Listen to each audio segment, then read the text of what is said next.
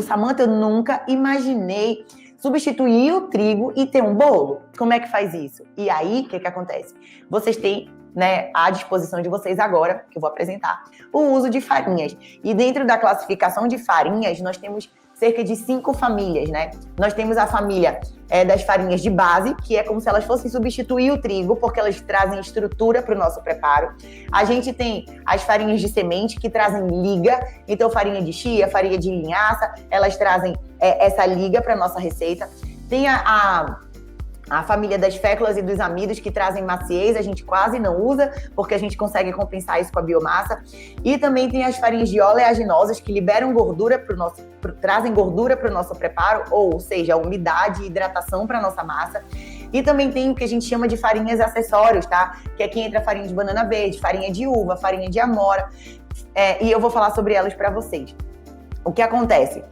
Dentro das farinhas de base, a gente considera como sendo farinha de base farinhas que são feitas a partir de grãos e de alguns cereais.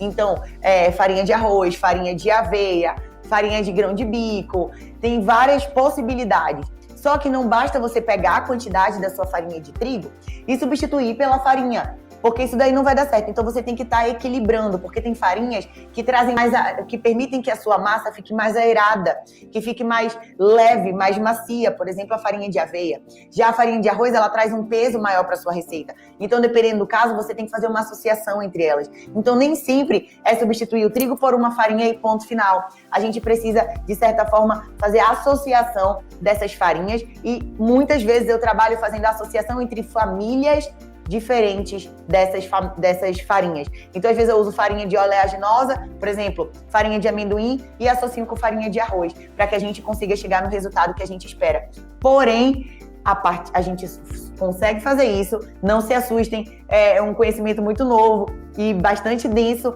mas conforme a gente vai colocando em prática e a gente vai entendendo, sem tentar decorar, vai entendendo o porquê de cada um desses ingredientes e o que eles fazem dentro da receita, a gente vai conseguindo fazer e desenvolver a nossa própria receita. E eu falo isso pra vocês porque tem acontecido com várias das meninas do curso. Então, no primeiro momento, a gente fica, meu Deus, é muito assunto, é muita informação, será que eu vou dar conta? E vai dar conta, fiquem tranquilas, tá bom? E o que acontece?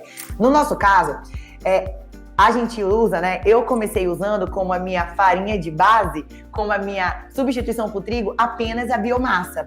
E, gente, assim, né? Vocês sabem da história, eu perdi muitos bolos no começo, porque só a biomassa também ela não se sustenta, dependendo do preparo, né? Para um brigadeiro, para uma calda, para um doce, para um mousse, perfeito, uma geleia. Mas quando você pensa em algo que precisa ganhar volume, tipo um pão, um bolo, você precisa dar aporte para essa sua biomassa. Você precisa dar uma estrutura por debaixo dela, porque ela vai cozinhar, ela vai assar, ela vai crescer, só que ela é uma massa. Então, imagina só que essa massa vai desabar. Então, a gente precisa dar farinhas, que aí sim entram as farinhas de base das outras famílias, para poder sustentar a nossa biomassa, que a gente usou como a base do nosso bolo, porque a gente trabalha com uma quantidade muito grande de biomassa. Algumas de vocês aqui que são alunas sabem disso, né? Que todos os nossos produtos praticamente são com uma quantidade enorme de biomassa. E algumas de vocês que ainda não são alunas, mas que já testaram alguma receita, vocês já viram que realmente a gente coloca muita biomassa. Gente, com a boca seca. Nem comi nada salgado ontem. Enfim, aí, então assim, só a biomassa, não dá pra gente usar só a biomassa quando a gente pensa em volume pro nosso preparo, pão, bolo. Então a gente tem que pegar essa biomassa e associar a outros tipos de farinha. E eu tô falando sobre esses tipos de farinhas aqui com vocês. Então, não fiquem nessa de agindo de forma amadora, né? Como eu falei ontem. Do tipo, eu vou testar isso aqui, na louca. Tentem minimamente entender o porquê que você tá usando aquilo.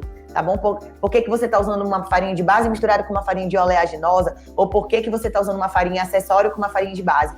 As farinhas acessórias, elas normalmente não são capazes de dar essa sustentação pro nosso bolo. Elas normalmente precisam estar associadas a uma farinha de base, beleza?